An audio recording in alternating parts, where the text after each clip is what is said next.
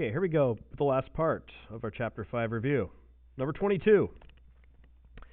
So the double angle formula for sine is 2 sine cosine. We're given sine, but we're not given cosine, so let's go ahead and make our little picture. We're in the second quadrant. That's 9, and that's 7, and that's going to be 9. So using a squared plus b squared equals c squared,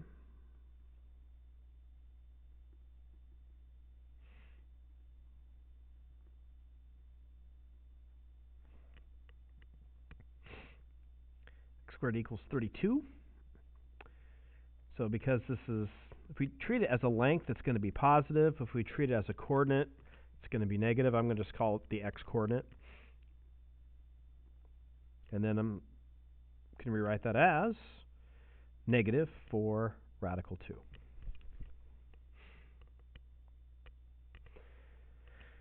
So that means the cosine of x is negative 4 radical 2 over 9. So plug it into the formula. I get 2 times sine 7/9 times the cosine, negative 4 radical 2 over 9. So simplifying the top, I get 2 times 7, which is 14,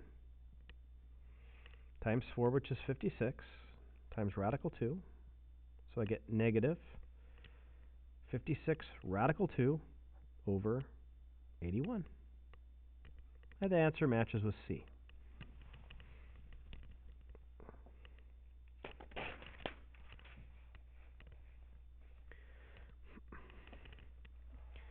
Okay, number 23.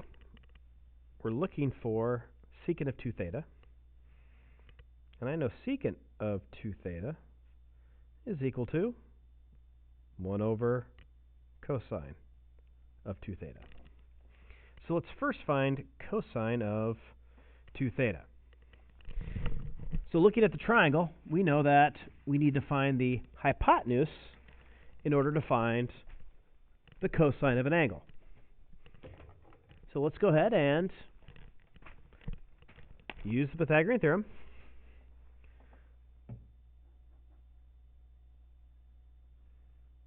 We know that a squared plus b squared equals c squared. And we'll call that r.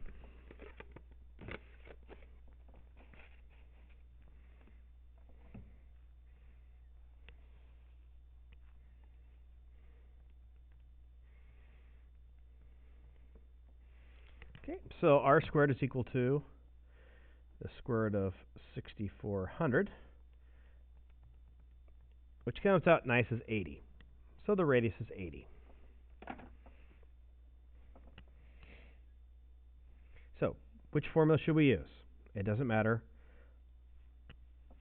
We can take a look at our formula, and I'm going to choose, looking at my formula, I'm just going to choose cosine squared minus sine squared again.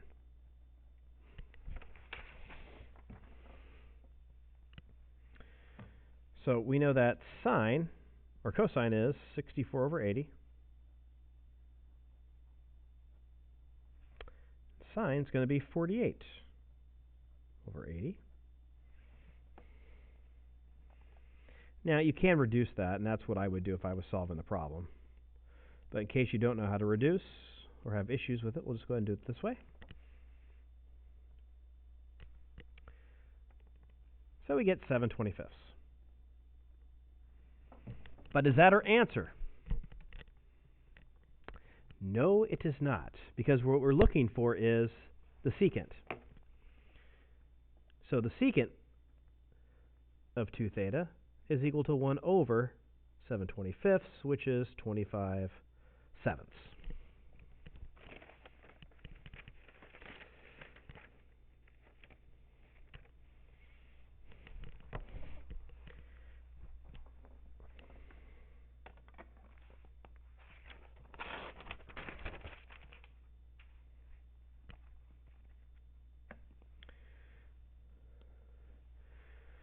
Okay, number 24. Use the power reducing formula. So for cosine squared it's 1 plus 2 times the cosine of 2u over 2. So the cosine squared of 7 pi over 8 is equal to 1 plus 2 times the cosine. So I'm going to double 7 pi over 8, which gives me 7 pi over 4, all over 2.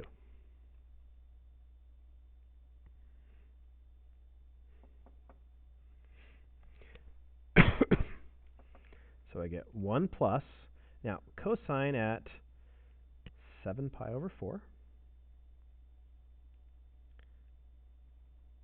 is radical 2 over 2, and that's all over 2.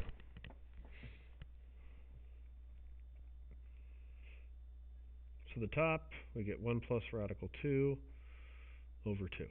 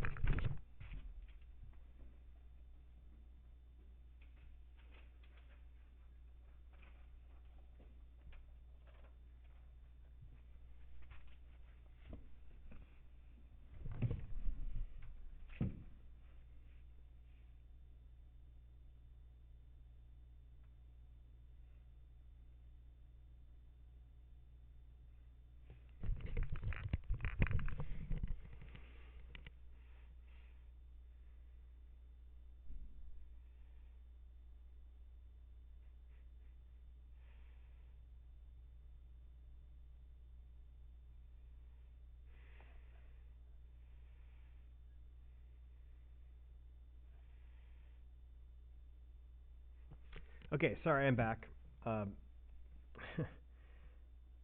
There's no 2 there. There's no 2 there. There's no 2 there. So anyways, so here's where we are. My apologies. Sorry about the pause. I had a call and I didn't want to have to start the video over again. So here's where we are. 1 plus radical 2 over 2 over 2. So to get rid of this denominator of the denominator, I'm going to multiply by 1 in the form of 2 over 2. So 1 times 2 is 2.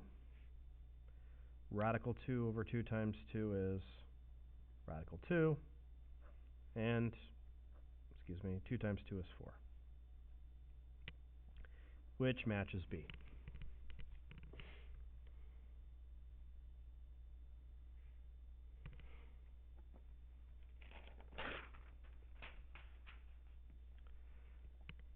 Okay, 25, we need to use the half angle formula to find the tangent of beta over 2. Okay, so here's a friendly reminder. Here's a sheet that does not have the formulas for the half angles. So you either do one of two things. You can either find your half angle sheet, or you can get your textbook and go ahead and find them in section 5.5. And those are on page, I'll tell you in just a moment.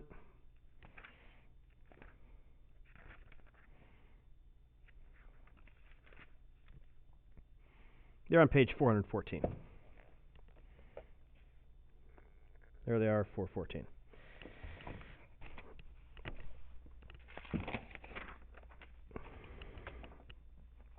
So we have an option.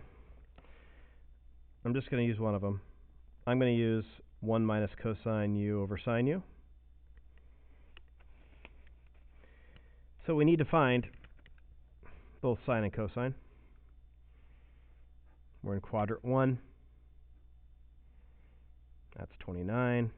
That's 21. So 29 squared minus 21 squared. We get 400. Oh, I know that one. That's 20. So the cosine of beta was given to us as 21 over 29. And the sine of beta is going to be 20 over 29. So we plug that in. 1 minus cosine u, 21 over 29. Over sine of u, 20 over 29. So this is equal to 8 29ths over 20 29ths. The 29s can cancel, leaving us as 8 over 20, or 2 fifths.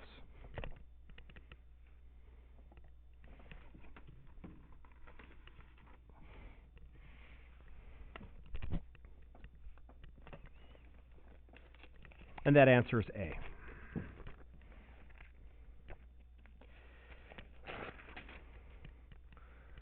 Okay, 26 is very similar. Basically, it's the same type of problem.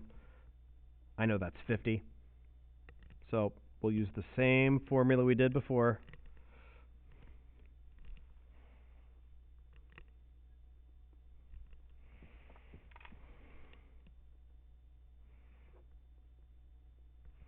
So cosine is going to be 4 fifths. That's 40 over 50.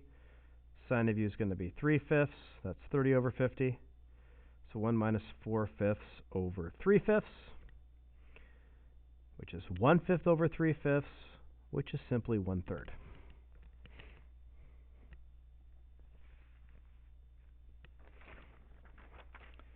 Okay, then our last one, express 2 sine 7x cosine x as a sum.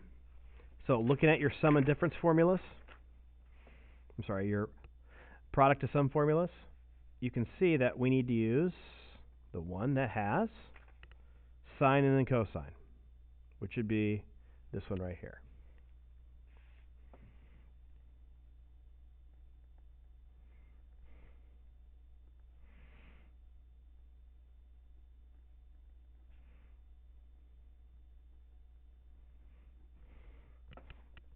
So this 2, so we get 2 times 1/2, then sine of u plus v. Sorry, you can't see that. Sine of u plus v. So that's my u and that's my v. Plus sine of u minus v.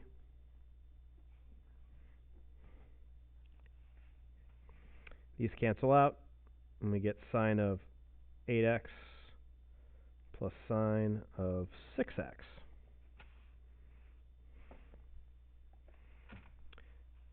Which is answer A.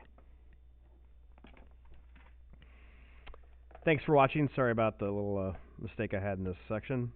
It happens. We'll see you tomorrow.